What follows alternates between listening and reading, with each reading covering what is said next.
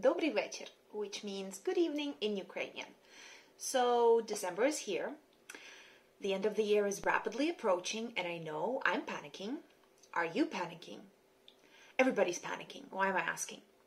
I know people that have a really big reading challenge are normally panicking this time of year, and I'm one of them. I don't want you to think that this video is going to be like, oh, you need to cram for your reading challenge. You need to finish your reading challenge, read 100, 200, 300, 400 books. No, I don't want to say that you need to cram for it, you need to make yourself, not at all. Your reading challenge doesn't need to be stressful, it needs to be fun. But if you want to read a certain number of books, for whatever reason, my reason is that I just want to read a lot of books because I want to experience a lot of different stories, a lot of different books, writing styles, writers, and stuff like that. And sometimes I don't read as much as I want to for a variety of reasons. So right now, my reading challenge is 57% done, which is not good. I need to read 1.5 books per day for the rest of the year to finish it. Does anybody think I'm going to do it? I doubt it. But I have a few tips for you and me how to make this happen.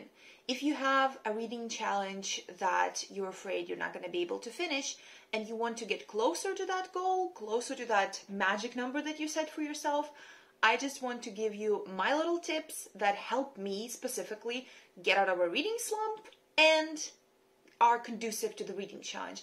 And again, don't feel like it's important to finish your reading challenge. Like if you don't, it's okay. We can talk about that as well, the pressure of wanting to finish all of these challenges. But still, there are a few things that I think can help all of us. Number 1, listen to audiobooks. I feel like this is the most common one, the easiest one. If somebody told you that listening to audiobooks is cheating and it doesn't count as reading, that is bullshit. If we look at the literary tradition, stories were transmitted orally before people could write, before people thought of writing stories down.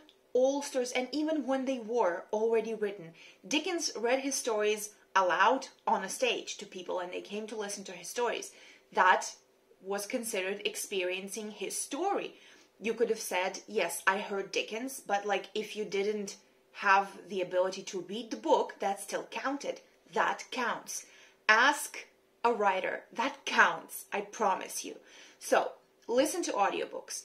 If you don't have access to a subscription service, my favorite subscription service for audiobooks is Scribd, because they don't give you credits. You just pay for a month, and it's like $9 or $10 a month, and then you just have the access to all of their library. And there's a lot. You can listen to whatever you want, you can read whatever you want. If you don't have that amount of money, you can go to this app, Audiobooks app, or their website, audiobooks.com. They have a lot of books from LibriVox, which are books that are in public domain. So you can listen to a lot of classics for free. You can also go on YouTube and just search audiobook, and you can find a lot of classics like that. But also, sometimes people sneakily upload modern literature to YouTube as videos, audiobooks. And if you search around, you can find them there, if that's something you would like to do to help you listen to your audiobooks. Number 2, read short story collections. Short story collections are conducive to these things, to readathons and to pushing your challenge as well, because you can read a story a day, and by the end of the week, you finish the book. But also, at the same time, you can read a full-length novel and you're still getting through your progress. Also, if shorter format can be easier to process, if you notice that when a book has shorter chapters, it feels like it's flying by faster, that's the same thing with short stories. So short story collections can be a great way to push yourself, not push yourself, I don't want to say push yourself, to push that reading challenge, to read more. Number 3 is a silly one, but an obvious one, but read short books. Short books are not subpar. They're not short because the author didn't have enough to say, which is an opinion that I heard, interestingly. there are a lot of really great short fiction that can help you get out of a reading slump and feel like you are getting closer to your reading challenge goal. I'll post a video tomorrow with a big recommendation of like 20 short books that you can read to help you with your challenge. So yes, short books are a godsend.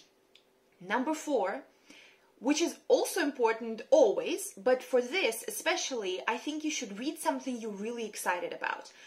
If you have a book that you feel like, oh, I need to knock this out by the end of the year. I wanted to read this forever, but like I'm not feeling it right now, but I wanted to finish it this year. Don't. Leave it alone. Fuck it. You're not going to enjoy it. It's just going to drag. If you're not in the mood for a particular book that you feel like you need to finish by the end of the year for whatever reason, just leave it be. Allow yourself to postpone reading that book, because if you're not excited about it, it's just going to drag and you're not going to want to pick it back up. So go to your bookshelves, look at them, look at your TBR, and just think, what is pulling my attention right now? Which one I just want to take off the shelves and read right now, and just read that one, and it's going to help you, I promise. Number 5 is to buddy read. Buddy reading always helps me get out of a reading slump, it's so much fun.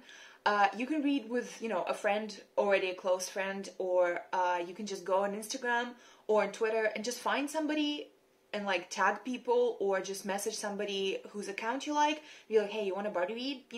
You can guys just look at both of your TBR shelves, see what books you share, or choose a new one entirely, and just buddy read something.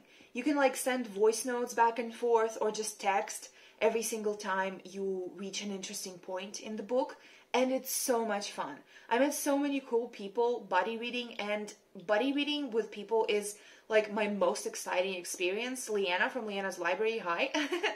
We read The Hazelwood together like 3 years ago, and it was so much fun.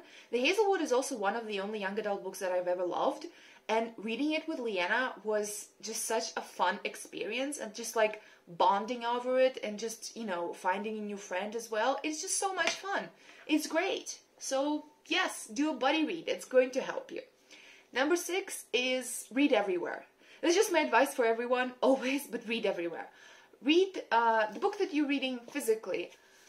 Get the copy of the same book for your phone reader, or for your Kindle, or whatever digital device you read on, and read on the bus. If you forgot to bring your physical book with you, you can pull out your phone, read a couple pages on the bus.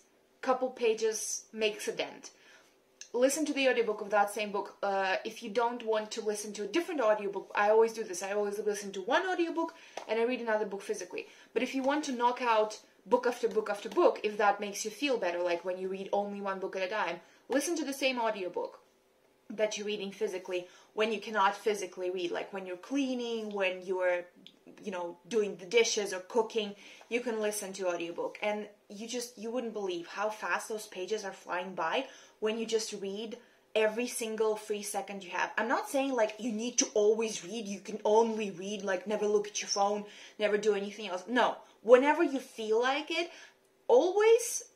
Often, whenever I'm on the bus, and I'm standing in a position like this with people around me, and I'm just thinking, I wish I could be reading right now. And I know there's a book in my backpack, but it's physically impossible for me to pull it out and start reading.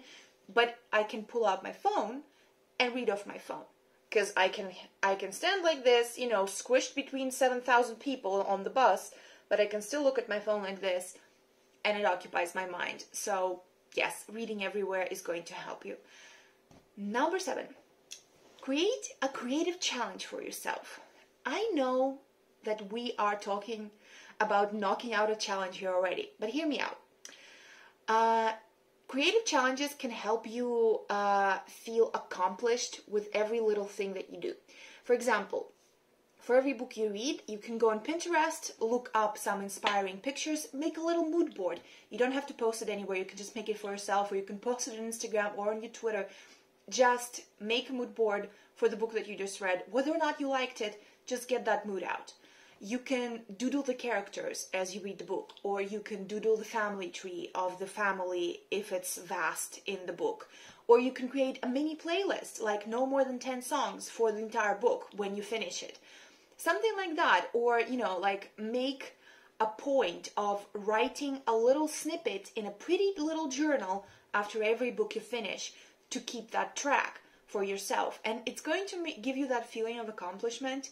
At least for me, that works. And I think that might help you as well. And number 8, the last one, please don't stress. Like, I know that I've been talking here for 10 minutes about how to read more and how to knock out those books for your reading challenge, but I still think that even if it's important for you to finish your reading challenge, it's important to me. But I know that I'm probably not going to be able to do this. I am still going to try to not stress about it, not push myself too hard. If I feel like I'm tired and I need to go to sleep, I will go to sleep without pushing myself to read one more chapter so that I have more reading done. Because it's important to rest, it's important to do what you want to do when you want to do it, and not push yourself because somebody read 400 books and you only read 40. 40 books is more than 0 books, okay? It's great that you're reading, it's amazing that you're reading and that you love reading, and no matter how many books you read, you're still a reader, you're still valid, it all counts. Don't let anybody tell you otherwise. And let's finish this year strong. And by strong, I mean by enjoying our reading. Please tell me how your reading challenge is going, how many books you had on your challenge, and how many you have read so far, and what are your plans for the rest of the reading year. And I'll see you soon. Slava Ukraini!